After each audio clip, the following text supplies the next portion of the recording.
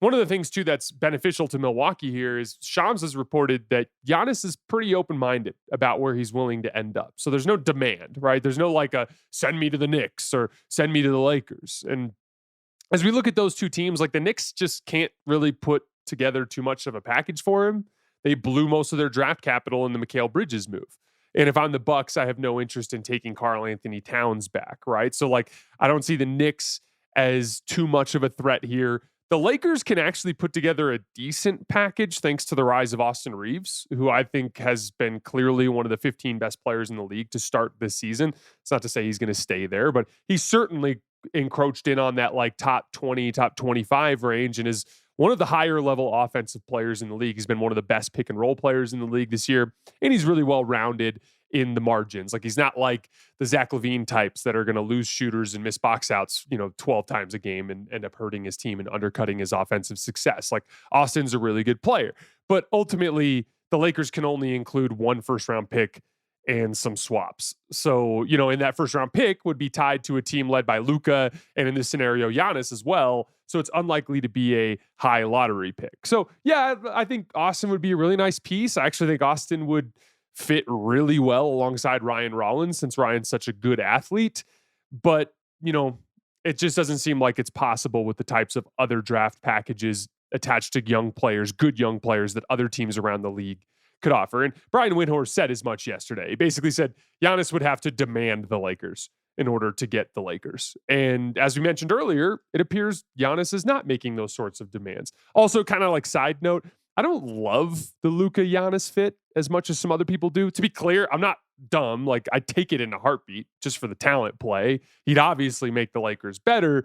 But I always, when I'm looking at superstar duos, I always get a little bit nervous when they can be guarded by similar defenders. Who would you put on Luka? A big, athletic, strong forward that can kind of handle his size and physicality. Who would you put on Giannis? A big, athletic, strong forward who can kind of handle his size and physicality, which means it would likely end in a lot of switching when those two would run two-man game together. And when you run superstars together and they can't play two-man game, then it just becomes a more difficult dynamic to make them fit. To be clear, Luka and Giannis would find a way to win a lot of games. I just don't love that fit as naturally as I like some other fits that I've looked at around the league. I like duos where they're being guarded by different types of defenders so that they're unlikely to switch, or if they do, they're giving themselves up a compromising advantage, right? So that opens the field up. And there are a lot of interesting options. San Antonio is one of the obvious ones. They could include one of their blue chippers, like they could include a Steph Castle or a Dylan Harper and a bunch of draft compensation. They've got picks that they can include. That's going to beat the hell out of any offer from the Lakers or from the Knicks, right? Giannis and Wemby would be frightening together. I also love them as a counter to what Oklahoma City does. Those two guys would be able to basically completely shut off the rim to OKC, which turns them into almost entirely a jump shooting team. And San Antonio, even if they made that sort of deal, would still have enough size and athleticism at the guard spot to at least make life tougher on Shea if the jumper was all that he had available to him. I think it would be a really interesting kind of like styles make fights type of matchup to see a Wemby Giannis led team versus Oklahoma City.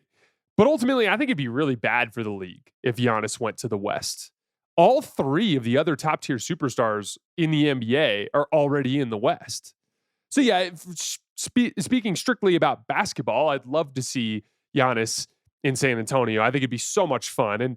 And Oklahoma City San Antonio playoff series would be a movie. I just think it's in the best interest of the NBA for him to stay in the East somewhere. You don't want a situation where you have all four of your top tier contenders, Oklahoma City, Houston, Denver, and San Antonio, all in one conference. I don't think that's necessarily good for the league.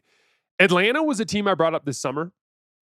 I've talked about how I view Trae and Giannis as a much better basketball fit than Dame and Giannis, because Trae is so much better as a passer, specifically as a lob passer and as a pocket passer. So I think the two of them would be much, much better, much more dynamic on offense than a Dame and Giannis type of duo. The tricky thing here is that Jalen Johnson has to be a centerpiece in that type of deal. Like they have the first round picks to give up, but if they're going to compete with some of these other offers that are going to be on the table, they'd have to include a blue chip piece, right? Like if a deal with the Lakers is giving you Austin Reeves, if a deal with San Antonio is giving you a Steph Castle or a Dylan Harper, if a deal with Orlando is giving you someone like Paolo Banchero or something like that, like you're getting an awesome player and draft picks or draft pick in the case of the Lakers if you make one of those types of deals. So if you're going to get in on this action as Atlanta, you got to include Jalen Johnson. And Jalen Johnson's averaging 23 points, 10 rebounds, and 7 assists on 64% true shooting this year. Looks to be a legit budding star and has been, those numbers don't even do a justice to how good he's been in the last couple of weeks. So it's just extremely high risk, high reward for a team like Atlanta. Like there's a version where you do that deal as the Hawks and Trae and Giannis surrounded by a bunch of high level role players just wrecks the Eastern Conference and suddenly you're in the NBA Finals, right? But there's also a version of that story where Trae Young gets hurt. He got hurt already this year. And maybe he gets hurt again. You lose in the first round, or you make the finals, but you end up getting beaten badly by Oklahoma City. And suddenly you have like an aging Giannis and Trae, and your fans are all pissed off because Jalen Johnson is hanging 30-point triple doubles in a Milwaukee Bucks jersey, right? So it's just like a really high risk, high reward decision for Atlanta now because it's different with Jalen Johnson. It was easier when Jalen Johnson was a little bit more of an unknown commodity like he was this summer coming off of an injury. Orlando's a really interesting talent play.